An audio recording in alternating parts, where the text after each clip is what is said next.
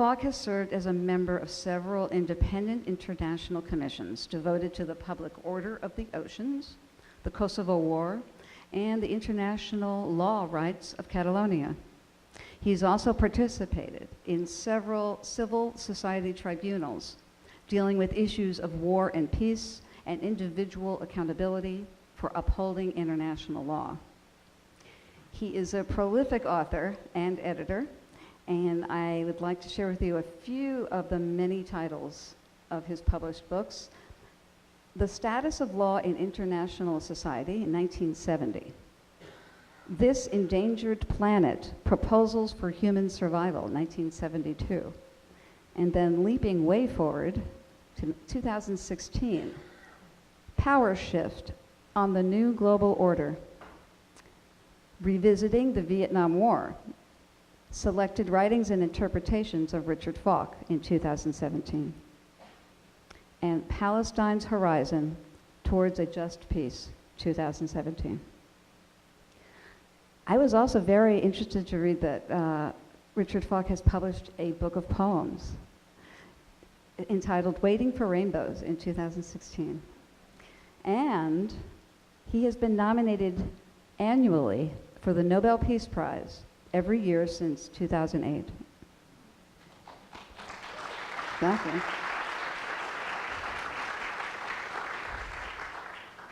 Richard Falk was the United Nations Special Rapporteur for Occupied Palestine for 6 years, from 2008 to 2014.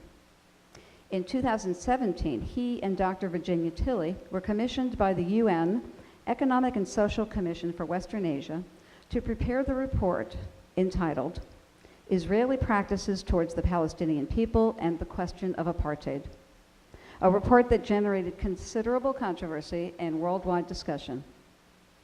Due to intense pressure from the United States and Israeli governments, the UN Secretary General had the report removed from UN websites.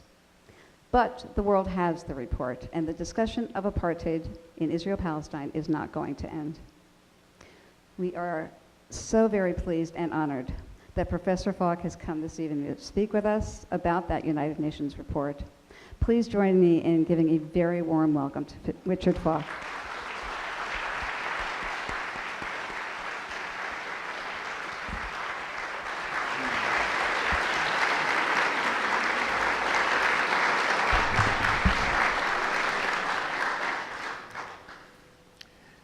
Thank you, Teresa, for that extremely warm introduction.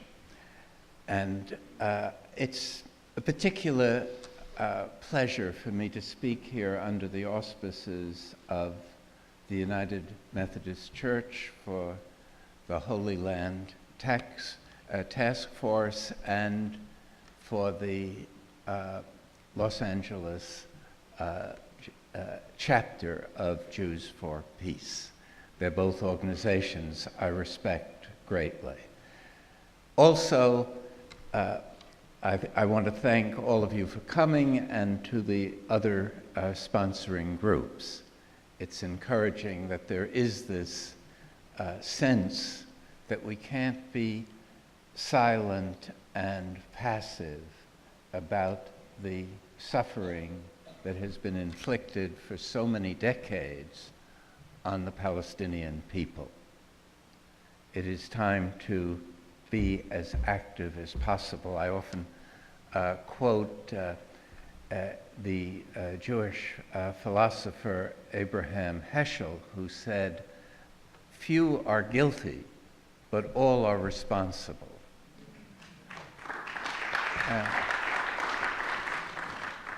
And we have that challenge, I think, to find out how we can act responsibly in this context that has for so long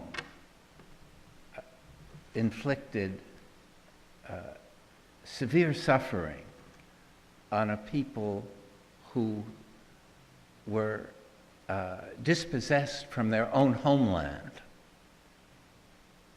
at a time in human history when people around the world were given finally the right to determine their own future. The great achievement, in a sense, of the late 20th century was to end the system of oppressive rule associated with European colonialism. And the great paradox associated with the whole Israel-Palestine experience is that an essentially colonial project, at least at its outset, managed to be established as the sun was setting on colonialism. It was against the tide of history that this project of Zionism succeeded. And it succeeded for understandable reasons. It had a lot of commitment among those that were leading the World Zionist movement. It engendered global sympathies from the liberal democracies, which were intensified by the realization that they had allowed Nazism and the Holocaust to proceed without taking responsible and reasonable steps in opposition. In that sense, the Palestinian people have been made to pay for the crimes of the Nazis. It's not the whole story, of course, but it's an important element in the story. And another important element is the fact that there's no question that the Balfour Declaration, which gave the original pledge of Great Britain to support the establishment of a Jewish home in Palestine, was a pure colonial gesture. But it was a colonial gesture at a time of colonial normalcy. In other words, colonialism it was in its twilight, but it was not as discredited as it became after World War II. In other words, it was sufficiently legitimate that the European powers were able to overcome the American president's wish to allow the peoples that had been governed by the Ottoman Empire to determine their own future. The whole idea of self-determination was born after World War I and was championed by Woodrow Wilson. But he couldn't prevail over the colonial powers. And in that sense, the struggle and the destiny of the Palestinian people was shaped by this interplay of geopolitics and the acceptability of initiating a movement that defied the ideas of self-determination, which depended on the consent of the people living in a particular geographic area. And in 1917, at the time of the Balfour Declaration, the Jewish population was somewhere in the neighborhood of 5% of the total. And even at the time of the partition resolution in 1947, after considerable efforts to induce Jewish immigration to Palestine, the Jewish population was 30%, somewhere in the vicinity of 30%. And so I'm mentioning this historical background because it helps us understand the way in which the struggle and the conflict has evolved, and the conflicting narratives that the Jews and the Palestinians both have developed over the years. Because part of the Zionist project was incorporated the liberal idea that not only should Israel be a Jewish state, but it should be a democratic state. That from the very beginning, that kind of Zionist idealism was an animating part of the project. And it seemed like a very utopian project at the time to really think about establishing a Jewish state on the basis of 5% of the population. And that was the period when those slogans were quite popular. You don't have to be crazy to be a Zionist, but it helps. There were the other kind of ideas that were really very misleading, which was to say Palestine was a land without people for a people without land, as if it was empty. See, the projection, which was an effort to make it seem like it was consistent with international and other forms of morality. But the demographic issue is really important because it helps explain why in the 1947-48 war, the dispossession of the Palestinian population was such a crucial part of establishing Israel as a sovereign state.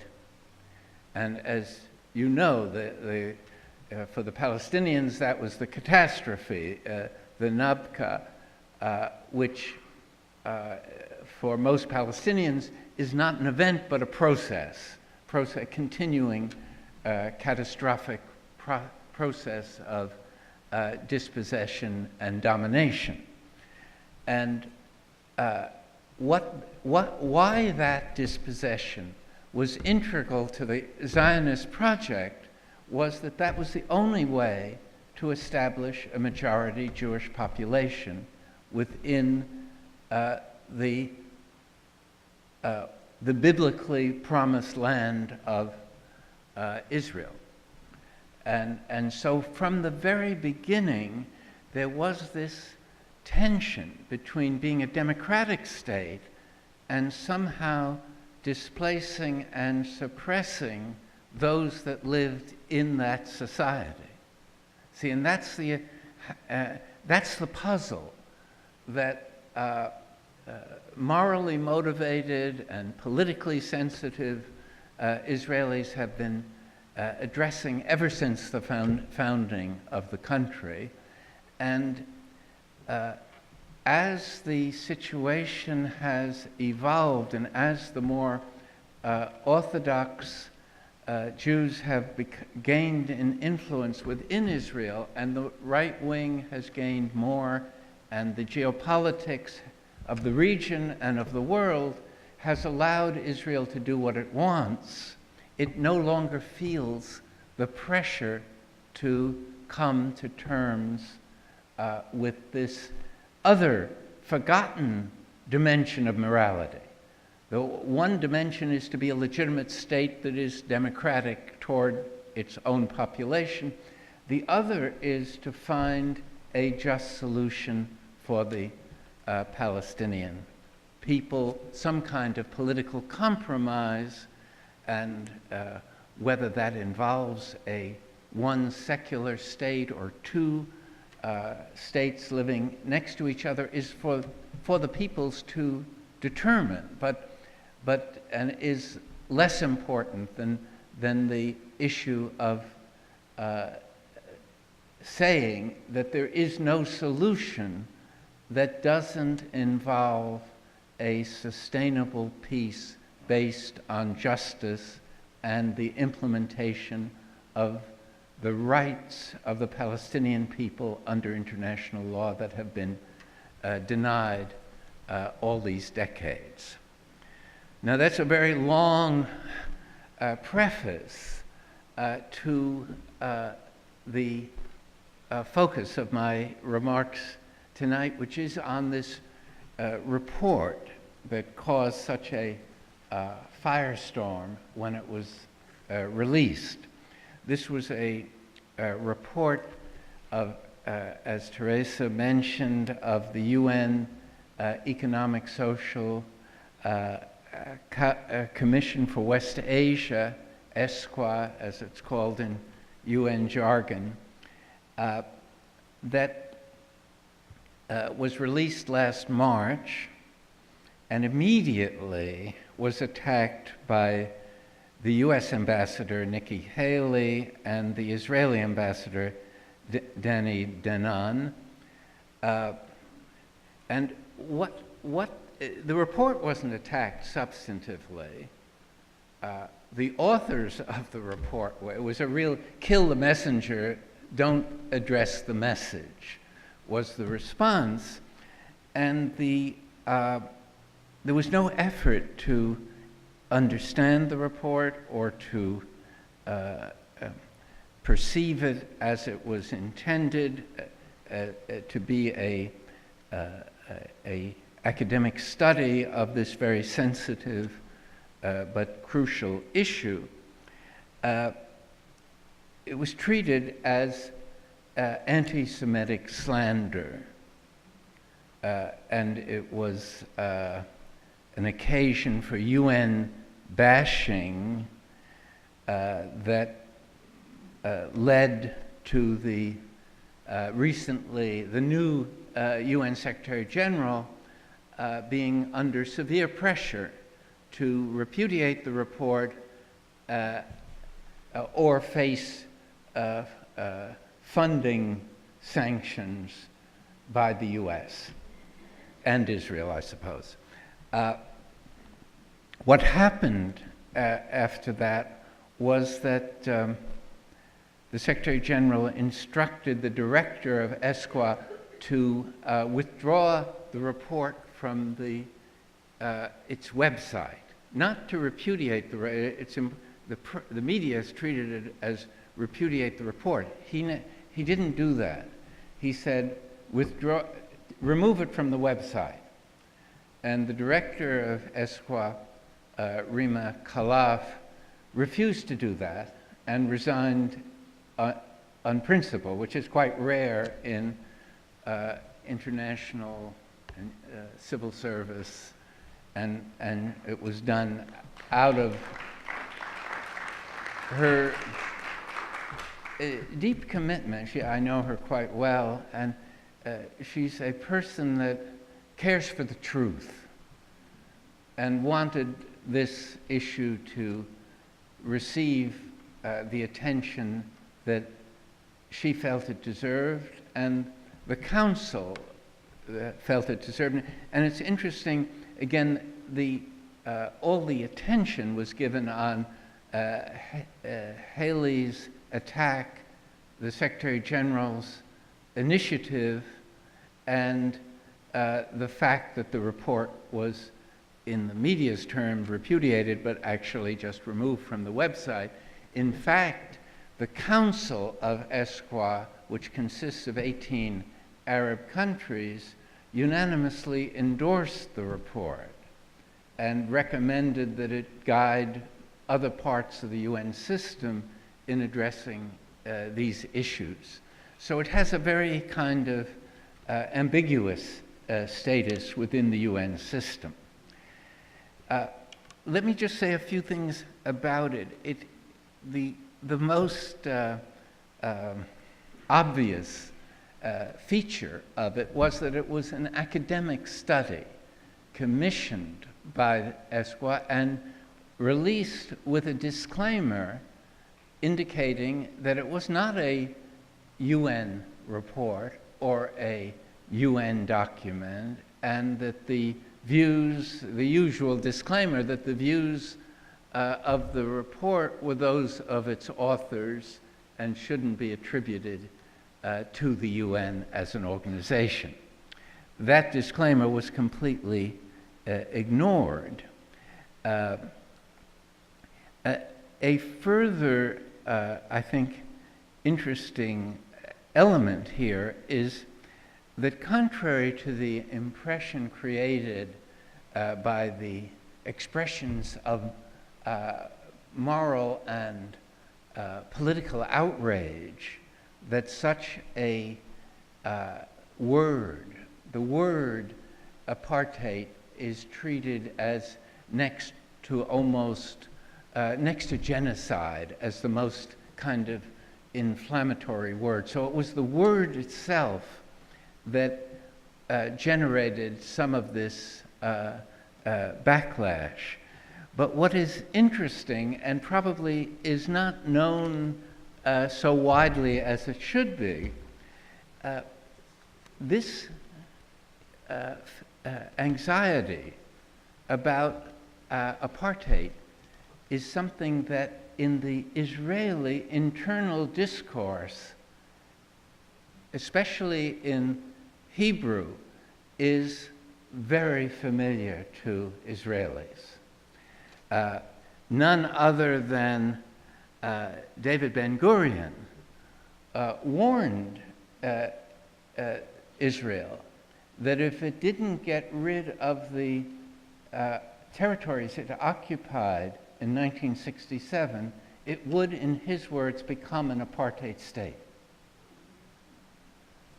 Rabin said more or less the same thing 15 years later. And it was the foundation of the pragmatic view that if Israel wanted to be a legitimate state, it had to do something about the Palestinian population. It couldn't live as a permanent oppressor and hope to be accepted as a legitimate state indefinitely.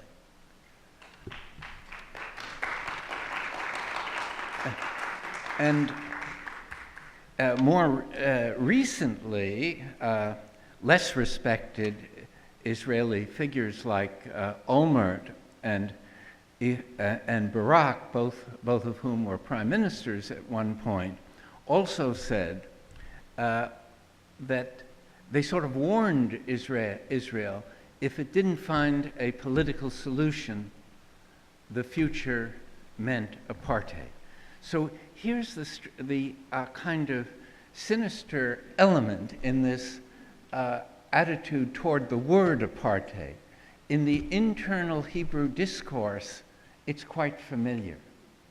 But if someone outside of Israel utters the same word in English, and especially if they're not Israeli themselves, they wouldn't do it if they were Israelis themselves, they are castigated in the harshest conceivable terms. And that happened to someone as benign as Jimmy Carter and John Kerry more recently, both of whom rather in a peripheral and casual way say it's either peace or apartheid. They put it in those terms, but they were castigated by people like Alan Dershowitz and others as giving voice to anti-Semitic sentiments. So you have this strange tension between the internal Israeli discourse and the international discourse. And it's not limited to apartheid. If you are in Israel and you don't talk about if you're an Israeli, supportive of the government, you don't talk about the West Bank, you talk about Judea and Samaria. And that's a way of saying this land that's occupied is really part of Israel and part of the Promised Land and part of the biblical entitlement.